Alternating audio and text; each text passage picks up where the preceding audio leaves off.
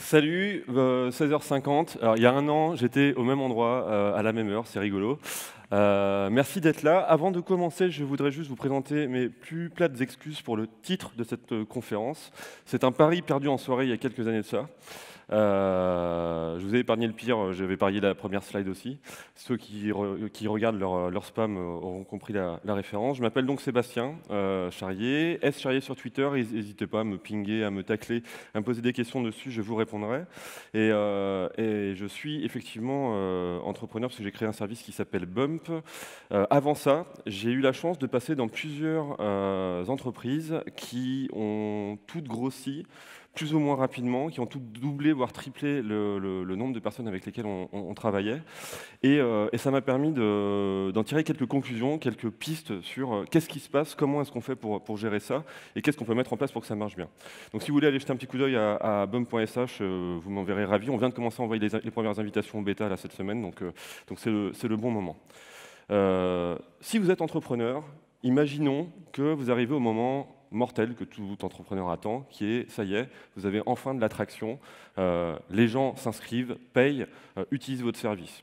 Tout d'un coup, vous vous retrouvez submergé par des demandes de support, par des bugs auxquels vous n'aviez pas été confronté jusque-là, des problématiques de volumétrie, de performance. Donc qu'est-ce que vous commencez par faire? Comme tout bon entrepreneur, vous commencez par ramer un petit peu plus vite pour absorber tout ça, sauf que ça va bien jusqu'à un certain moment. Et au moment où ça devient compliqué. Là où on se dit, tiens, est-ce qu'on ne devrait pas embaucher quelqu'un? Et s'il y a quelque chose à savoir à ce moment-là, c'est que ces premières embauches, ces premiers recrutements vont être absolument essentiels.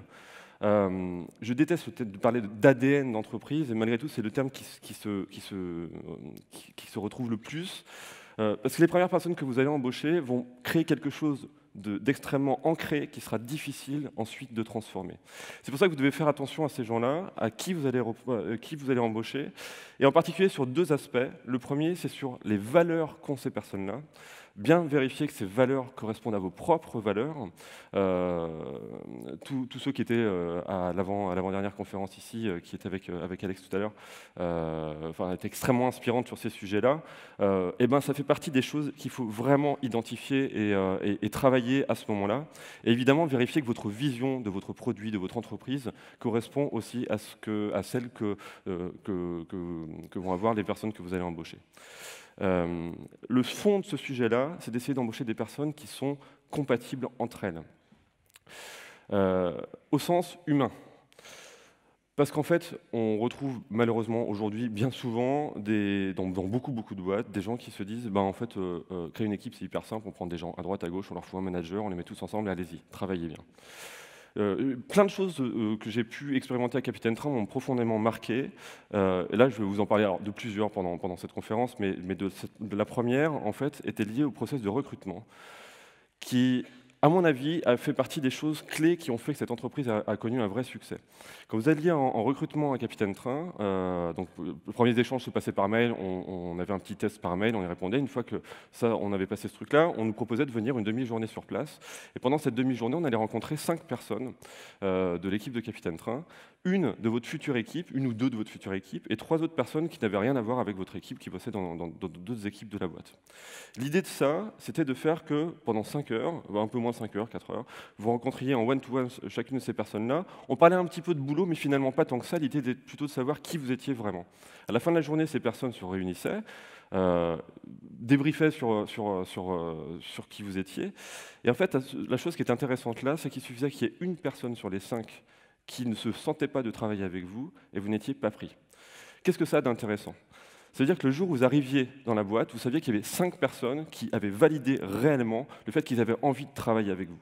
Mais là où ça devient vraiment intéressant, c'est que ces 5 personnes, avant ça, avaient elles-mêmes été validées par 5 autres personnes. Et en fait, en faisant ça, vous créez une espèce d'équipe qui est une espèce de cohérence, de maillage entre les gens, qui font qu'on n'est plus sur juste des gens qui sont obligés de travailler ensemble, mais ce sont des gens qui ont choisi de travailler ensemble parce qu'ils savaient ce qu'ils cherchaient chez les autres. Alors, puisqu'on est tous, a priori, on tourne tous ici autour de l'économie du web ou du développement, vous devez être confronté à une problématique qui est, aujourd'hui, c'est difficile de trouver des développeurs. Là, on ne va pas se mentir, nous, sur le marché du travail, actuellement, on se sent relativement à l'aise. Donc pour nous, c'est cool, pour les boîtes qui recrutent, évidemment, c'est un petit peu plus difficile. Et là-dessus, il y a une chose qui, pour moi, en tant que développeur, et ça m'a été prouvé dans ma carrière, une chose qui vraiment joue un rôle, qui sert les entreprises, et qui est souvent sous-estimée, c'est à quel point votre boîte a une bonne image auprès de la cible des gens que vous voulez recruter. Évidemment, votre boîte doit avoir une bonne image auprès de vos clients, c'est a priori un vrai prérequis. Mais travailler son image auprès des gens qu'on va vouloir recruter, c'est quelque chose qui est bien souvent pas assez fait et qui pourtant a un impact extrêmement important sur les gens. Dans le monde du web, moi, je vois deux choses. Il y a quelque chose qui m'a beaucoup marqué, ce sont les boîtes qui ont énormément communiqué sur leur façon de travailler. Des boîtes comme Buffer, comme GitLab, Capitaine Train le faisait beaucoup, même d'un point de vue plus local, du Ubuzz sur Nantes a beaucoup travaillé sur tous leurs changements et ont beaucoup communiqué là-dessus. Ça, ce sont des choses qui sont hyper intéressantes parce qu'on montre au monde entier comment est-ce qu'on travaille. On leur montre à quel point est-ce qu'ils peuvent potentiellement être compatibles avec nous. La deuxième chose, évidemment, mais ça va presque sans dire, c'est contribuer à l'open source. C'est un bon moyen de montrer déjà qu'on est investi là-dedans, et puis de montrer qu'on est bon techniquement. Alors évidemment, tout ça, c'est pas que en surface, sinon ça sert absolument à rien. Pour moi, il n'y a rien de pire que de se faire embaucher à base d'un discours absolument génial, et puis de 3 jours après se rendre compte que c'est juste du bullshit total, et que rien ne se passe de cette façon-là. Une fois que vous avez trouvé les gens que vous allez vouloir recruter, il y a une chose toute bête, mais qu'on ne fait pas assez, c'est préparer bien leurs arrivées. Je pense qu'on sera tous d'accord ici pour se dire qu'une arrivée qui n'est pas correctement préparée, ça peut être au minimum un petit peu désagréable, voire un petit peu douloureux à un certain moment. Le mec va bien, il a fini l'hosto quand même. On est deux dans le monde à voir ce gif-là. Je vous en parle parce que oui, non, mais c'est pas cette soirée-là le pari, mais ça aurait pu. Je vous en parle parce qu'en fait, j'ai réellement eu cette expérience-là à plusieurs reprises, et une fois, vraiment d'une façon un petit peu violente, mon premier jour dans la boîte, on me dit d'arriver à 9 h. Je suis à l'heure. Et à 9 h, personne. Il y avait la secrétaire de la boîte qui était là, qui n'était pas au courant, donc il me dit bah, attendez que l'équipe arrive, donc j'attends. 9 h 30, les gens commencent à arriver. Personne de dédié à mon arrivée dans la boîte. Un développeur me dit bah tiens, va voir le mec qui s'occupe des machines là-bas. Le mec il dit bah ouais, on a commandé ton ordinateur, mais il arrivera dans 3 semaines. On va te filer ce petit bousin en attendant, c'est pas grave, tu vas le paramétrer, et puis dans 3 semaines tu recommenceras tout à zéro. Et puis j'ai passé la journée à errer dans la boîte pour essayer de savoir qui faisait quoi, de me présenter. On parle d'évidence là, mais je crois que ce n'était pas un exemple sorti du reste de la vie. Je crois que réellement ce sont des choses qu'on voit aujourd'hui. Préparer le matériel, ça me semble être un vrai prérequis. On commande l'ordinateur à l'avance, mais le bureau, le siège, le cahier, les crayons. À Capitaine Train, on avait même une petite boîte de Lego qui nous attendait quand on arrivait, en plus de tous les goodies de la boîte, ce qui est plutôt agréable pour recevoir, commencer sa première journée en recevant un petit cadeau. On nous préparait aussi un goûter l'après-midi où on allait voir tout le monde, se présenter, on pouvait discuter, ce qui souvent se transformait en quelques bières à la fin, voire en soirée disco. Dans tous les cas, l'idée derrière ça, c'est faites que cette première journée soit absolument mémorable. Moi, je me souviens de mon premier jour à Capitaine Train. Le soir, je suis rentré dans mon Airbnb, j'ai appelé ma meuf, j'avais un sourire jusque-là, en mode, mais ils sont incroyables. C'est la seule première journée de toute ma carrière, en fait, dont je me souviens vraiment à ce point-là. Une fois que les gens sont arrivés, vous allez vous confronter à un autre élément qui est la vraie difficulté, c'est de faire que ces personnes qui arrivent vont devoir comprendre, 1, votre façon de travailler, votre culture, et 2, le domaine métier sur lequel vous travaillez.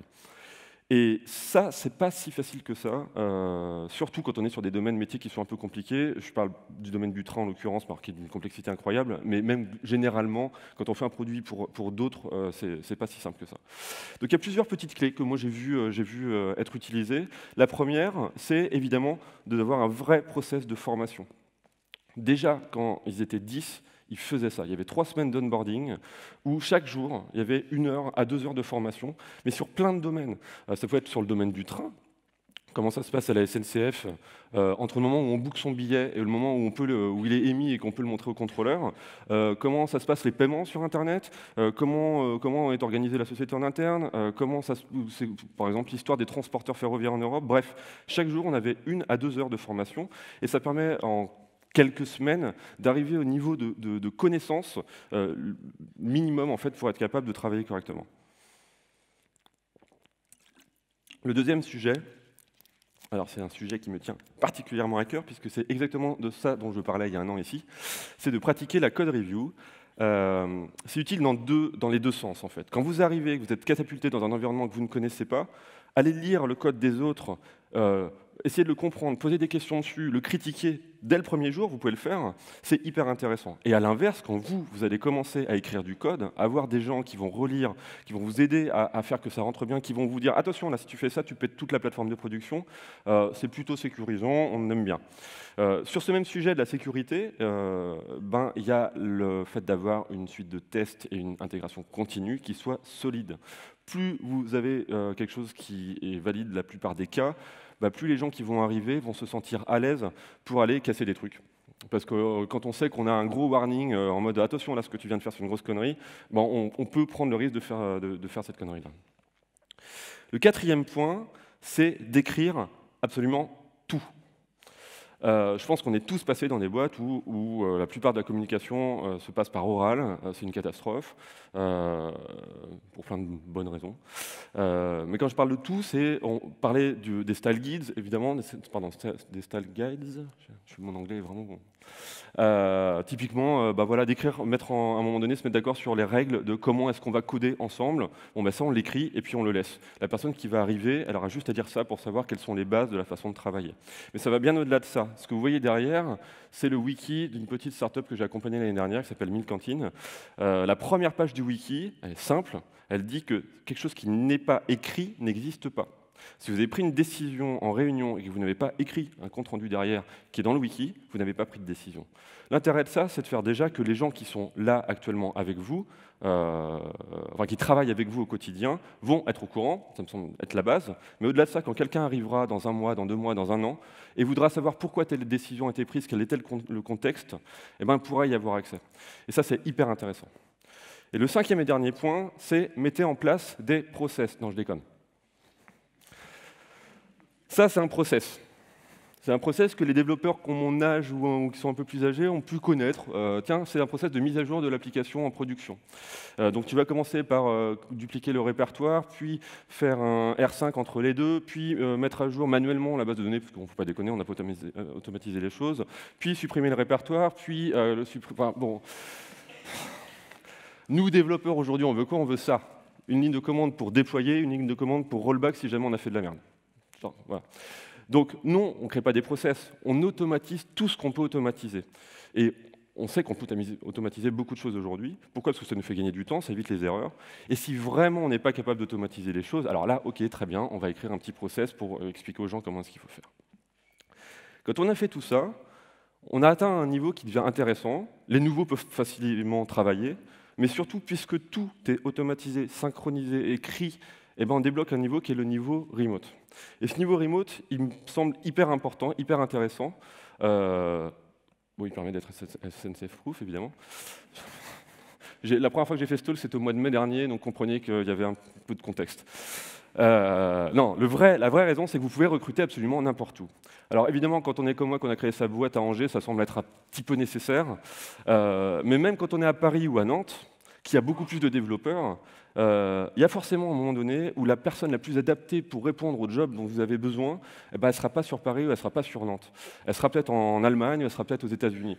Et le fait d'avoir mis en place tout un mode de fonctionnement dans l'entreprise qui permet de travailler en remote, à ce moment-là, il y a quelque chose d'hyper intéressant. Au-delà de ça, évidemment, tout le monde va y gagner.